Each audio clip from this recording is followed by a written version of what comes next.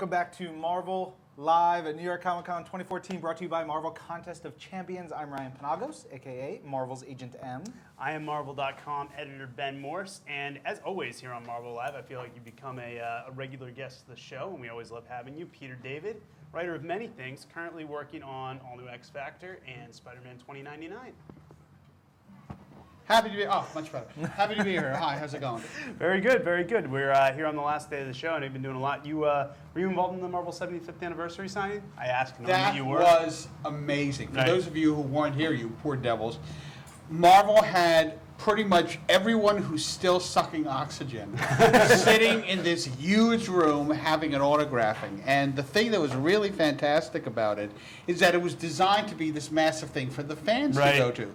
But once we went through all the fans, all of us were getting each other's autographs. So, which really indicates to me that we call ourselves professionals, and technically we are, but there is a fanboy.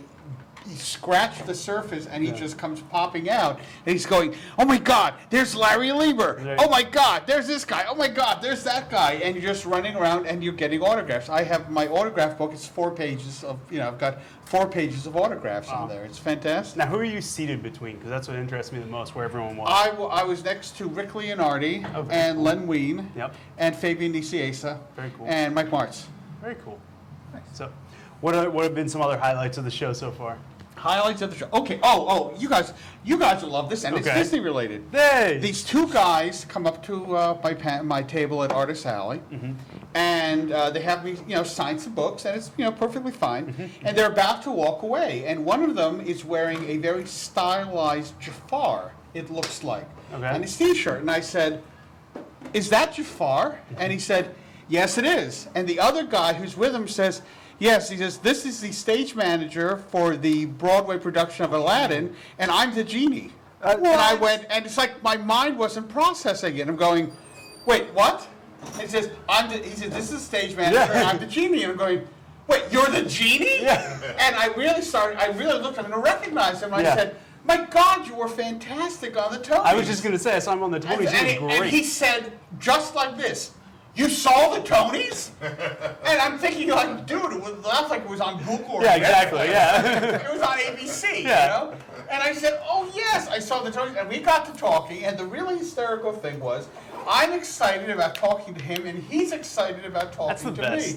And I said to him, we haven't seen Aladdin yet, because I tried to get tickets, and I haven't been able to get tickets. And he says, oh, you want tickets? I have 4 house seats every performance. Just tell me when. So next Sunday we're going to go see Aladdin. And then we're going to go out to dinner with the genie. Life is good. Life is real good for Peter David. I love that. I love you're just such a fan of things. You came in here, we were talking to the Cirque du Soleil people. Oh, yeah. Wait, before you go any further. Whoa, what? To jump onto what you're talking about with the genie, he's actually a brother of a really good friend of mine. Oh, so my friend John, he's like, yeah, my brother's in a play.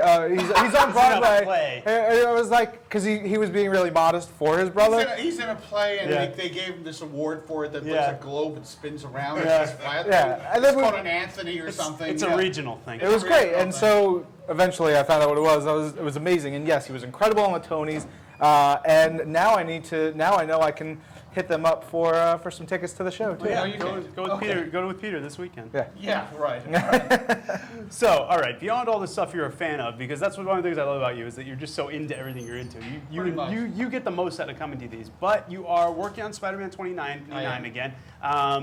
Was it just like putting on an old glove, or was there a little bit of a transition? Well, I mean, first off, you have to understand that I was kind of stunned.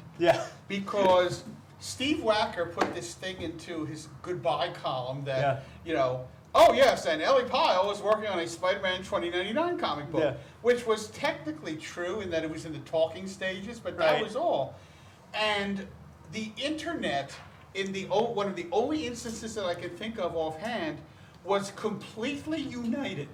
The internet uniform reaction was, I will buy this if Peter David writes it. And apparently that got filtered up to the higher-ups who were going, we should really do that and have Peter David write it. And I get a call from Ellie, and she says, hi, would you be interested in writing Spider-Man 1999? And I said, sure. When's the first issue? And she said, July. And I went, July. When was it's this? March. There we go. I go, holy crap. She says, yeah, you're late. And by the way, I need a 5-page story to go into Amazing Spider-Man 700. Oh, great. And I need that like today. Yeah. It's like, I hadn't thought about Miguel creatively in 15 years, and all of a sudden I'm pounding out a 5-page story to run an Amazing Spider-Man number 700. So that was entertaining. And yes, I mean, it amazes me how much fun a character he is, and how easily writing him came back to me. I mean, you know, he's just, the thing was, when I designed him initially, I designed him to be the kind of anti-Spider-Man, in that everywhere that Stan and Steve zigged, I zagged. I mean, Peter Parker was, you know, a nice standard white bread kid. So Miguel was mixed race, Mexican and Irish. Peter Parker was an orphan and had no brothers or sisters. Miguel has a mother and a brother. Peter Parker had no idea how to talk to girls. Miguel had a fiance. Right. And so on, all the way through. And it's just amazing to me how easily writing the character came back. I mean, I thought I'd have to go back and reread the original series just to refamiliarize myself. But no, you're right, it was just like putting on a comfortable glove or an old pair of shoes. Which I guess I'm very flattered about, that the character made that kind of an impression in my mind. Absolutely. That we're now 15 years after I wrote him, and I'm still able to pick it up and just, you know, right where I left off. Yeah, and like you said, that huge groundswell when the announcement, I mean, the excitement to get you back on the book, but then the excitement for the character, too. And yes. He's not a character who's been regularly appearing, obviously, very sporadic, yes. but has stayed in people's minds, made an impression. Absolutely, which I'm very flattered about. I mean, it's always broke me up. It's like when they announced for the first Spider-Man movie that he's going to have organic web shooters, and everyone's going, organic web shooters? What kind of stupid idea is that? And I'm going, dude, we did that. Yeah. You know, I've been there and I've written that. Yeah.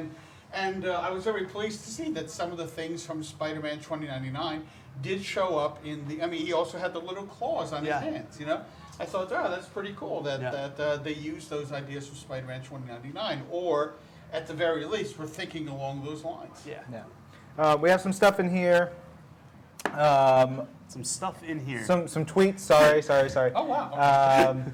Okay. Now, this is a tough one. For Michael W.S., he says, hey, Peter, out of any of the comic books you have written, the series you've written, do you have a favorite? Oh, I can't imagine. A favorite series. I have a couple of favorites. Future Imperfect. Yeah. Oh, yeah. That I did with George Perez was probably some of my favorite Hulk material. We haven't done that on Reading Club, have we? We need to do that. All right. For stuff that was done for other companies, I did a series for DC called the Atlantis Chronicles. I've never read that. Oh yeah, Yeah. It was a fantastic series. Yeah. I mean, it's like the art was done by Esteban Maroto, and it was about everything that happened in Atlantis up to the birth of Aquaman. Yeah. And that was a limited series. I was really very pleased with Atlantis Chronicles and Fallen Angel, which was a series that I created that ran with DC and then IDW. It was also a lot of fun. Figgy999 says, if there is one creator in any medium that I would ever like to meet, it would be Peter David. Oh, okay. And that's not a question. No, it's not. What's but your question? He's also a huge Disney fan, Disney former sort of still kind of employee. You should go to D23. He'll get you some nice access to it next year. I'm making that promise. Well, really? Doors just opening left and right for you very much this take weekend. him up on that. You should drop me a line on Facebook. Yeah, I can connect you guys if that's something we want to do. Yeah. Wade Pinder says, Peter David, Justice was one of my favorite characters. Any chance he'll be popping up soon? Would Justice be popping up soon?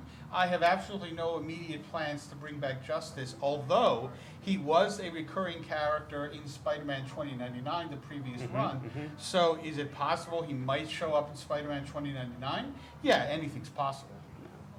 What are the immediate plans for Spider-Man 2099? What are the next few issues going to bring now that he's kind of out of that first arc? The next few issues, we're going right into Spider-Verse. He's going to be a major player in Spider-Verse.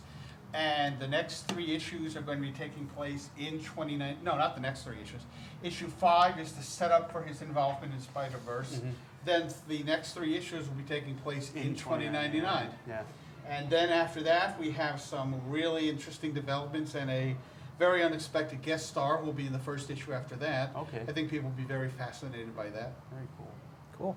The comic book bros have a very broad question. They want to know. Let's go. We only have a minute left, so yeah, let's get to this. Love your all new X Factor book along with Spidey 2099. Are there any other books you would be interested in writing or characters you want to, really sink your teeth into? What haven't you written at this point? Yeah. What haven't? Jesus Christ.